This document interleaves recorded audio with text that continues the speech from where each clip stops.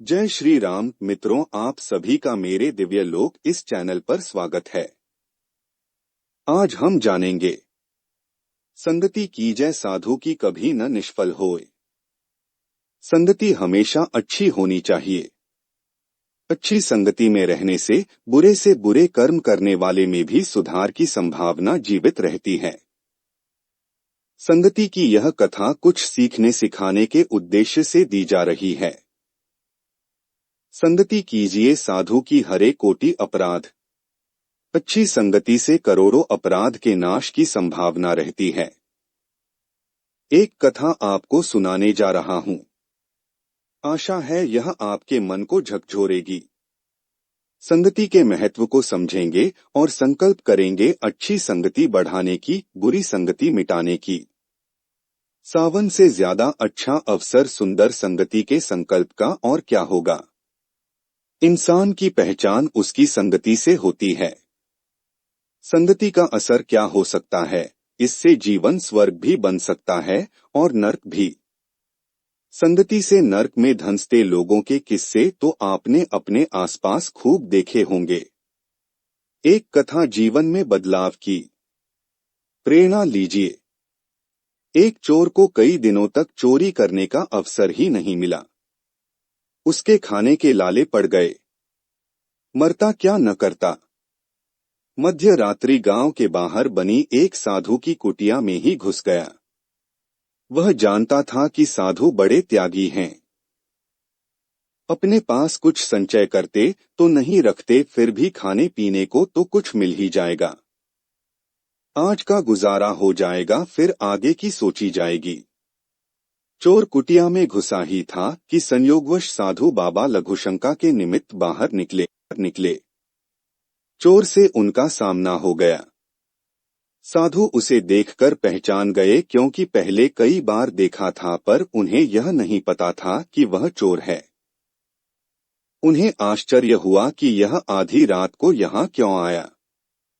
साधु ने बड़े प्रेम से पूछा, कहो बालक, आधी रात को कैसे कष्ट किया?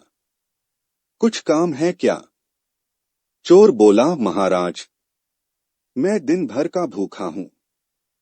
साधु बोले, ठीक है, आओ बैठो। मैंने शाम को धूनी में कुछ शकरकंद डाले थे।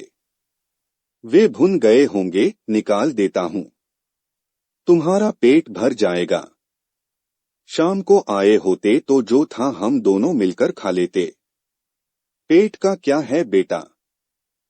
अगर मन में संतोष हो तो जितना मिले उसमें ही मनुष्य खुश रह सकता है। यथा लाभ संतोष यही तो है। साधु ने दीपक जलाया, चोर को बैठने के लिए आसन दिया, पानी दिया और एक पत्ते पर भुने हुए शकरकंद रख दिए। साधु बाबा ने चोर को अपने पास में बैठाकर उसे इस तरह प्रेम से खिलाया, जैसे कोई माँ भूख से बिलखते अपने बच्चे को खिलाती है। उनके व्यवहार से चोर निहाल हो गया। सोचने लगा, एक मैं हूं और एक ये बाबा है। मैं चोरी करने आया और ये प्यार से खिला रहे हैं। मनुष्य ये भी हैं और मैं भी हूं। यह भी सच कहा है, आदमी आदमी में अंतर, कोई हीरा कोई कंकर। मैं तो इनके सामने कंकर से भी बदतर हूं। मनुष्य में बुरी के साथ भली वृत्तियां भी रहती हैं, जो समय पाकर जाग उठती हैं। जैसे उचित खाद पानी पाकर बीज पनप जाता है, वैसे ही संत का संग पाकर मनुष्य की सद्वृत्तियां लहलहा उठती हैं। चोर के मन के सारे कुसंस्कार हवा हो गए। उसे संत के दर्शन, सान्निध्य और अमृतवर्षासी दृष्टि का लाभ मिला। तुलसीदास जी ने कहा है, एक घड़ी आधी घड़ी, आधी में पुनी आध। तुलसी संगत साध की, हरे कोटि अपराध। साधु की संगति पाकर आधे घंटे के संत समागम से चोर के कितने ही मलिन संस्कार नष्ट हो गए। साधु के सामने अपना अपराध कबूल करने को उसका मन उतावला हो उठा। फिर उसे लगा कि साधु बाबा को पता चलेगा कि मैं चोरी की नियत से आया था, तो उनकी नजर में मेरी क्या इज्जत रह जाएगी। क्या सोचेंगे बाबा कि कैसा पतित प्राणी है, जो मुझ संत के यहाँ चोरी करने आया। लेकिन फिर सोचा, साधु मन में चाहे जो समझें, मैं तो इनके सामने अपना अपराध स्वीकार करके प्रायश्चित करूंगा। दयालु महापुरुष हैं, ये मेरा अपराध अवश्य क्षमा कर देंगे। संत के सामने प्रायश्चित करने से सारे पाप जलकर राख हो जाते हैं। भोजन पूरा होने के बाद साधु ने कहा, बेटा, अब इतनी रात में तुम कहाँ जाओगे? मेरे पास एक चटाई है, इसे ले लो और आराम से यहीं कहीं डालकर सो जाओ। सुबह चले जाना। नेकी की मार से चोर दबा जा रहा था। वह साधु के पैरों पर गिर पड़ा और फूट फूट कर रोने लगा। साधु समझ न सके कि यह क्या हुआ। साधु ने उसे प्रेमपूर्वक उठाया, प्रेम से सिर पर हाथ फेरते हुए पूछा, बेटा, क्या हुआ? रोते रोते चोर का गला रूंध गया। उसने बड़ी कठिनाई से अपने को संभालकर कहा, महाराज, मैं बड़ा अपराधी हूं। साधु बोले, भगवान सबके अपराध क्षमा करने वाले हैं। शरण में आने से बड़े से बड़ा अपराध क्षमा कर देते हैं। उन्हीं की शरण में जा।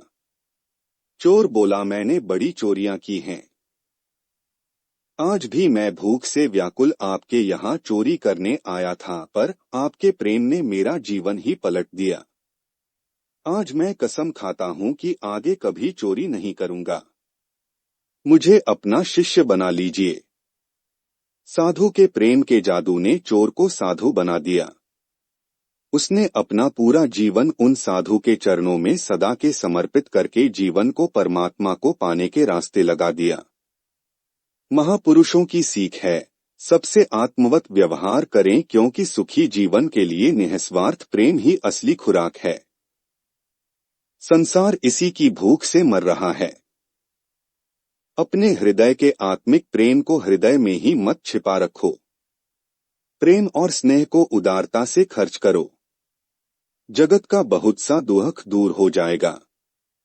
भटके हुए व्यक्ति को अपनाकर ही मार्ग पर लाया जा सकता है, दुत्कार कर नहीं। इसी तरह से आपको ज्ञान की बातें इस चैनल में सुनने को मिलेंगी, तो इस चैनल को सब्सक्राइब कीजिए। धन्यवाद।